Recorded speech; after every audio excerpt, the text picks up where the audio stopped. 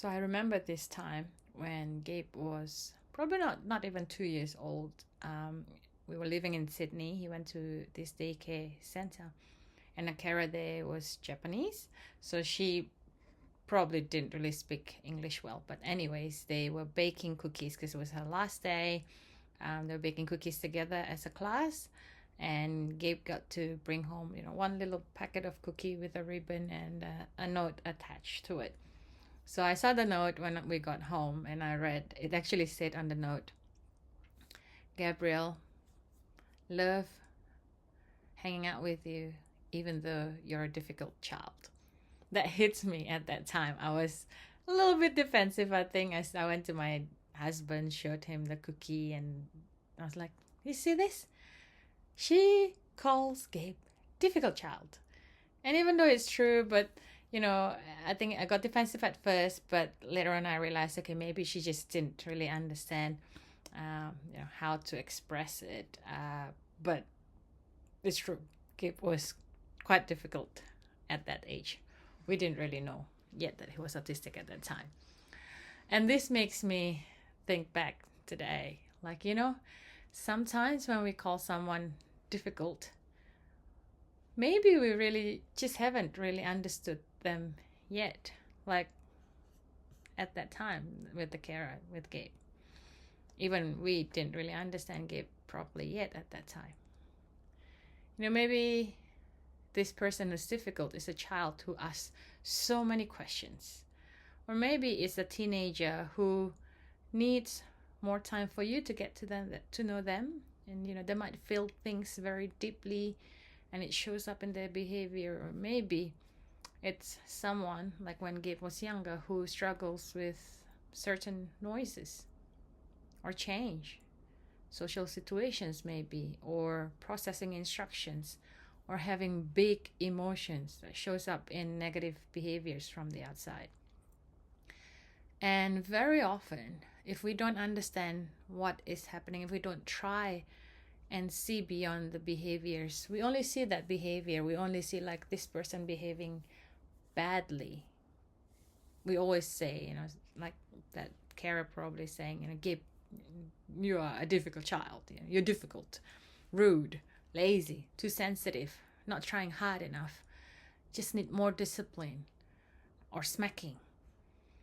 And I understand why people say those things. I did too back then. Because from the outside, we don't always see the full story. We never know what's going on inside someone. We don't see what is happening inside that person. We don't see the anxiety they're going through, the overwhelm, the confusion, the effort they're trying to make, the masking that they're trying, the mask that they try to put on, the tiredness of having to not be themselves again and again and again. For me, being Gabe's mom has taught me this in a very deep way. As I said, Gabe is autistic and has ADHD. And over the years, I have learned that I cannot only look at the outside behavior, because that's not really Gabe. He was just going through stuff. I need to ask better questions, actually spending the time to figure out what is he trying to communicate with me through his frustrations, meltdowns. Trying to figure out what is too much for him right now. What is it that is triggering him, and what support does he need to get through that? And I also needed to remind myself, what strength in Gabe that I was missing, because I'm just too focused on the struggle that he was facing. And honestly, this has changed me to be who I am today. Not only as a mother, but as a person on the whole. Because I started to realize, how often do we misunderstand and judge people because they don't respond or behave the way that we expect, like normal people do? How often do we come to a conclusion too quickly because of someone's way of learning, speaking, feeling, or processing is different or slower from ours? One phrase I have really grown to love is assume competence. That basically just mean assume that someone can do it even if it seems like they can't. To me, that means that we begin with the belief that that person can grow and can do whatever it is that they're supposed to do. That this person can learn, they can understand, even if it doesn't look like it. They can contribute. Yes, they may need support. They may need a different way of learning, of being taught, and maybe it's giving them more time. But being different never ever means that they are less. And I'm not just talking about children, but it's about adults as well, in workplaces, church, schools, communities, families. Very often, people are always carrying things we cannot see. They are trying sometimes just so hard to look okay on the outside.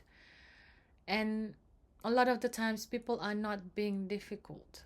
They are struggling. They're overwhelmed, misunderstood, and perhaps they have spent their whole life trying to fit into places that were not designed for how they think and feel.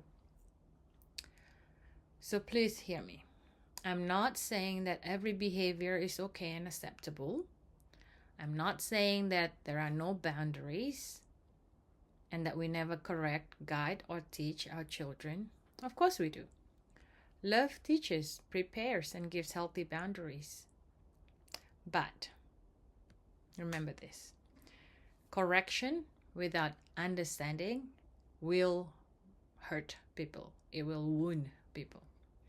Discipline without having that dignity given to them can cause deep shame in people, which will not come with any good fruits. Expectations without the support to come along with it can crush people massively. So let me repeat that again. Correction without understanding can hurt and wound people. Discipline without dignity can cause deep shame in people. Having high expectations without giving the support can crush people.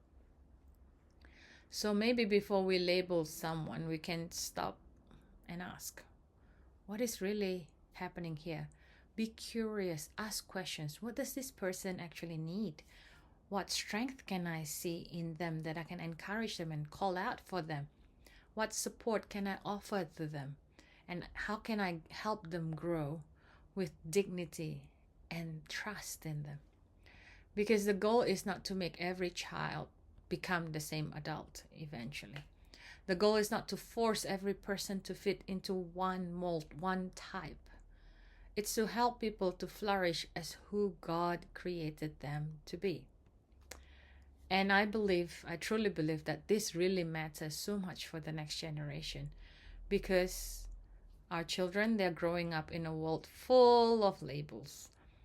Some labels can help us understand, but some other labels should never become a box that limits someone's future.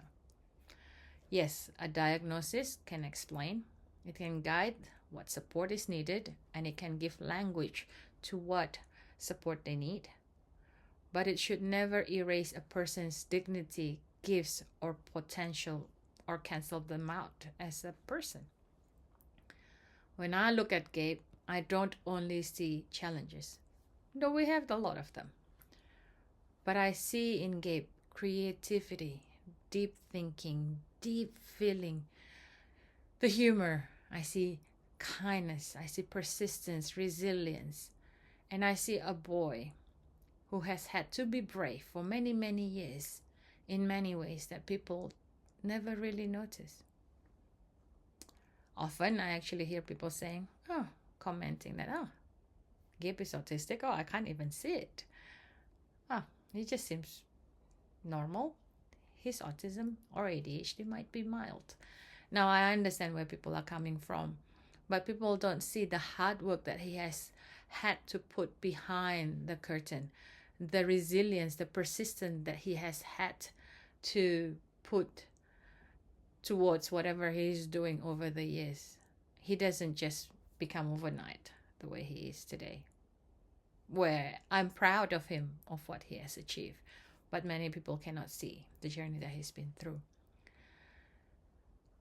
So part of generational impact, I believe, is helping the next generation to know that you are not any less because you are different. Everyone is created unique in God's image. You are not broken because you need more support than others or different support.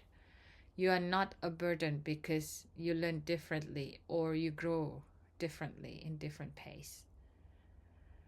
It's important to let them know that you are valuable, you are capable, and you are still growing and becoming. So be blessed, and I'll see you in the next video.